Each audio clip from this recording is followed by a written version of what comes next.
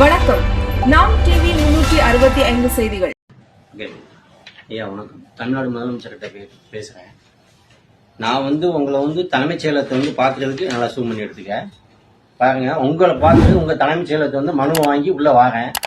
ஆனா அமைச்சர் சாமிநாதனோட போய் லெட்டர் வாங்கணும்னு சொல்றாங்க. லெட்டர் வாங்கியிருக்கேன். இங்க பாருங்க, நல்லா பாருங்க. சாமிநாதன் கொடுத்த லெட்டரு நல்லா சூம் பண்ணி எடுத்துக்கப்பா. சாமிநாதன் கொடுத்த லெட்டரு. இது லெட்டர் இருந்தாலும் கூட சாமிநாதன் என்ன கேட்கிறாருன்னா 50,000 ரூபாய் பணம் கேட்கிறாரு. சாமிநாதன் ஆபீஸ்ல 50,000 பணம் கேட்கிறாரு. 50,000 பணம் கொடுத்து கூட அன்னைக்கு சாமிநாதனை பார்க்க முடியாது. ஆனா இன்னைக்கு வீடு வீடா தேர்ந்து போய் சாமிநாதன் போய் மக்களை சந்திக்கிறாரு. ஆனா நான் போய் பாக்குறதுக்கு 50,000 பணம் கேட்டா, பணம் கொடுத்தா தான் நான் உள்ள விடுவேன் சாமிநாதனை பார்க்க அப்படின்னு. உங்களுக்கு நான் அவர் கேட்கிறாரு, எத்தனை கோடி செலவு பண்ணி நான் இந்த அமைச்சர் பதவி வாங்கியிருக்கேன் தெரியுமா? எப்படி நான் உங்களுக்கு சாதாரண முதலமைச்சரை பார்க்கறதுக்கு லெட்டர் கொடுக்க முடியும்? அப்ப என்னத்துக்கு இந்த மனு கொடுக்குறீங்க? முதலமைச்சரை பார்க்கலாம்னு எதுக்கு மனு கொடுக்குறீங்க?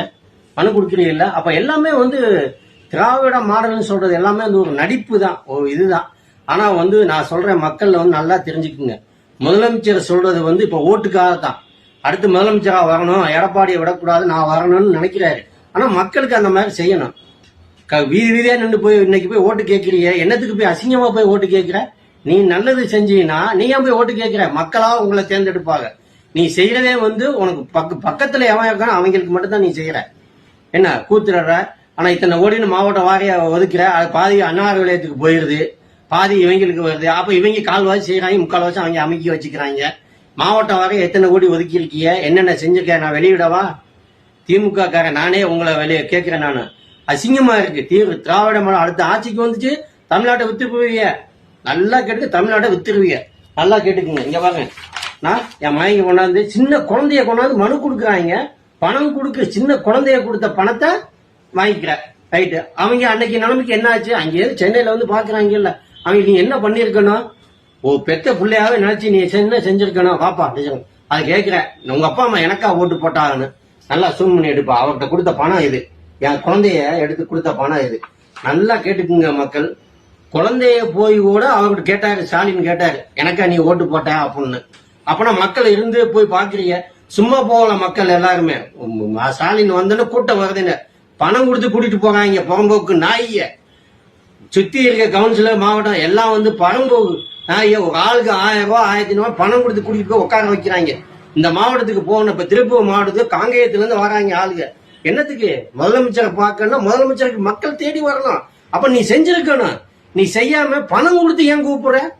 வேணா ஏத்துறா பணம் கொடுத்து. நானும் அதுல ஒரு ஆளுகளை வச்சு வேணுங்களை ஏத்தி கொண்டாந்து ஏற்றினேன். என்னத்துக்கு கேட்கிற? பணம் கொடுத்து எதுக்கு கூப்பிடுற நீ மக்களை? அசிங்கமா தெரியல உனக்கு?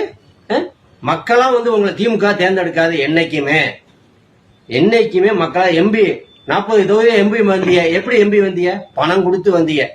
மக்களா உங்களை தேர்ந்தெடுக்கல, பணம் கொடுத்து வந்திய. பணம் கொடுக்கறத நிறுத்தி எவனா ஓட்டு கேட்க திமுக காரனா ஒருத்த வரமாட்டேன், ஒரு சீட்டு வரமாட்டேன். முதல்ல நீங்க நிக்கிற தொகுதியில் நீங்களே வரமாட்டியா? ஐயா ஸ்டாலின் அவர்களே, நீங்களே வரமாட்டியா? குளத்தூர் தொகுதியில நான் 3 நாள் இருந்தேன். உங்க இதுல காரி துப்புனாங்க, பணம் இவ்வளவு கொடுத்தாங்கன்னு. பணம் கொடுத்தா நீங்களே வந்தீங்க. எவனா பணம் கொடுக்காம வாங்கடா பாப்பான். அரசியல் செய்யுங்க, அப்பதான் நாடு உருப்படும். திராவிட மாடல்னு சொல்றதும் நீங்க அப்பதான் கேட்பீங்க. பணம் கொடுக்காம எவனா ஒரு திமுக காரன் வந்தோம்னு சொல்லு, ஒரு எம்எல்ஏ வந்தோம்னு சொல்லு. ஓட்டுக்கு 3000 கொடுக்குற, 4000 கொடுக்க. கவுன்சில் எலெக்ஷன் 4000 கொடுத்த, எம்எல்ஏ எலெக்ஷன் 5000 ரூபாய் கொடுக்குற. இந்த இப்ப 5000 ரூபாய் கொடுக்க போற. என்னத்துக்கு? எவன் அப்ப உங்களுக்கு காசு? பாவம் குப்பையிடுற மக்களுக்கு கொடுக்க, சம்பளம் கொடுக்க பணம் இல்லைன்னு சொல்ற. வக்கு இல்ல. நீ ஓட்டுக்கு பணம் கொடுத்து ஓட்டுக்கு வாங்குற. மக்கள் வேலை செய்யற, கூலி வேலை செய்யற மக்களுக்கு கொடுக்க பணம் இல்ல தமிழ்நாட்டுல. அப்ப அவங்க ஓட்டுக்கு பணம் கொடுக்க மாட்டே எப்படி காசு வந்துச்சு சொல்லு பாப்போம். இத மக்கள் பாக்குறத நீங்க மட்டும் பாக்குறதோட நிறுத்தக்கூடாது. எல்லாம் செய்யணும். பார்வர்ட் பண்ணுங்க எல்லாத்துக்கும். மக்களே தெரியணும். திமுக காரனே இப்படி பேசுறான்னு உலகத்துக்கே தெரியணும். இவங்க திமுக காரன் காசு கொடுத்தாலும் மட்டும்தான் ஓட்டுக்கு வர முடியும். நல்லா தெரிஞ்சுக்குங்க. அப்ப அண்ணன் விஜய் வராரு, அண்ணன் அண்ணாமலை வராரு. இவங்களுக்கு நல்லா சொல்றேன், நல்லா கேட்டுக்குங்க.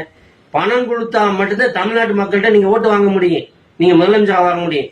மனச்சாட்சியை பத்தி தமிழ்நாட்டு மக்கள்கிட்ட பேசாதீங்க, என்னைக்கும் பேசாதீங்க. மக்களுக்கு பணம் இன்னைக்கு ஓட்டுக்கு 5000 ரூபாய் கொடுத்தா நீ வரலாம். திமுக காரன் இன்னைக்கு 5000 ரூபாய் கொடுக்க போறேன். நீங்க கொடுப்பீங்களா? காசு பணம் கொடுப்பீங்களா? ஓட்டுக்கு பணம் கொடுப்பீங்களா?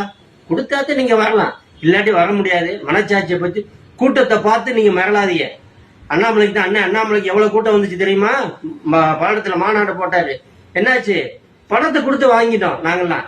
நாங்க யாரு திராவிட மாடல்ல என்ன நினைச்சீங்க? பணம் கொடுத்தா தான் வரும். நாங்க ஓட்டுக்கு வீட்டுக்கு வீடு போய் பணம் கொடுப்போம். மக்கள் தமிழ்நாடு மக்கள் மனச்சாட்சி உள்ள மக்கள். காசு ஐயோ காசு கொடுத்துட்டாப்பா புண்ணியம் அவனுக்கு தான் போடணும். அவன் 5 வருஷம் என்ன அயோக்கியத்தை நம்ம செஞ்சான்னு சொன்னேன். அன்னைக்கு பணம் கொடுத்தா தமிழ்நாட்டு மக்கள் மனச்சாட்சி உள்ள மக்கள் பாத்துக்குங்க, நல்லா இது பண்ணிக்குங்க. முடிஞ்சுப்பா, எடுத்துக்கப்பா.